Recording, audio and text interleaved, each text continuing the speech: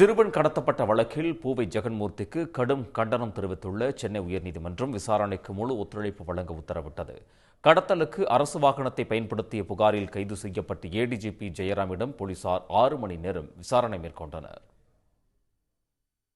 திருவள்ளூர் மாவட்டம் களம்பாக்கம் பகுதியைச் சேர்ந்த இளைஞர் ஒருவர் தேனியைச் சேர்ந்த பெண்ணை காதலித்து திருமணம் செய்து கொண்டுள்ளார்.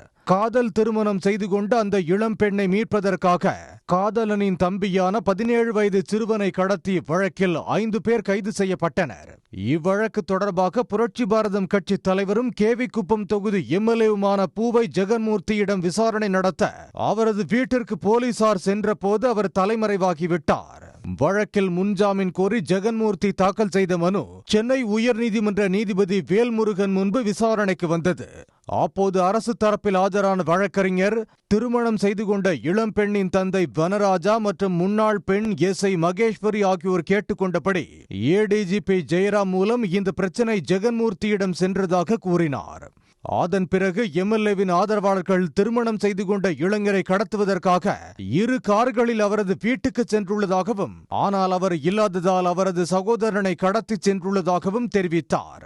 இதை கேட்ட நீதிபதி வேல்முருகன் எம்எல்ஏ ஜெகன்மூர்த்தி மற்றும் ஏடிஜிபி ஜெயராம் ஆகியோர் பிற்பகல் 2:30 மணிக்குள் நீதிமன்றத்தில் ஆஜராக உத்தரவிட்டதுடன் தவறினால் இருவரையும் கைது செய்ய நேரிடும் என்றும் எச்சரித்தார். பிற்பகலில் இந்த வழக்கு விசாரணைக்கு வந்தபோது இருவரும் ஆஜராகினர்.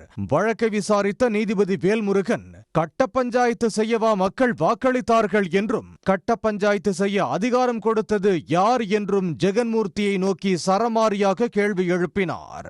200-300 பேரை கூட்டி வந்தால் நீதிமன்றம் பயந்து விடாது என்றும், நீதிமன்றம் நினைத்தால் உடனே கைது செய்ய உத்தரவிட முடியும் என்றும் ஜெகன்மூர்த்தியை நீதிபதி எச்சரித்தார். விசாரணைக்கு வந்த போலீசாரை கட்சியினர் தடுத்து நிறுத்தியது ஏன்? தவறு செய்யவில்லை என்றால் நீங்களே போலீஸை அழைக்க வேண்டியதுதானே என்றும் கேள்வி எழுப்பிய நீதிபதி புரட்சி பாரதம் கட்சியினர் அத்துமீறினால் கடும் நடவடிக்கை எடுக்கப்படும் என்றும் தெரிவித்தார். காவல்துறை விசாரணைக்கு ஒத்துழைப்பு அளிக்க வேண்டும் என ஜெகன்மூர்த்தியை எச்சரித்த நீதிபதி அவரது முன்ஜாமீன் மனு மீதான விசாரணையை வரும் 26ஆம் தேதிக்கு ஒத்திவைத்தார். அதே நேரத்தில் கடத்தலுக்கு அரசு வாகனத்தை கொடுத்து உதவிய ஏடிஜிபி ஜெயராமை கைது செய்து சிறையில் அடைக்க உத்தரவிட்டார். இதையடுத்து உடனடியாக ஏடிஜிபி ஜெயராமை போலீசார் கைது செய்து அழைத்து சென்றனர். தொடர்ந்து திருவாலங்காடு காவல் நிலையத்திற்கு அழைத்து செல்லப்பட்ட ஜெயராமிடம் தொடர்ந்து 6 மணி நேரம் விசாரணை நடைபெற்றது. தொடர்ந்து அவர் மீது ஆள்கடத்தல், குற்றச்செயலில் ஈடுபடும் கும்பலுடன் தொடர்பு உள்ளிட்ட 3 பிரிவுகளின் கீழ் வழக்கு பதிவு செய்த போலீசார் திருத்தணி அரசு மருத்துவமனையில் உடல் பரிசோதனைக்காக அழைத்து சென்றனர். உடனுக்குடன் செய்திகளை தெரிந்து கொள்ள சன் நியூஸ் பெல் ஐகானை கிளிக் பண்ணுங்க.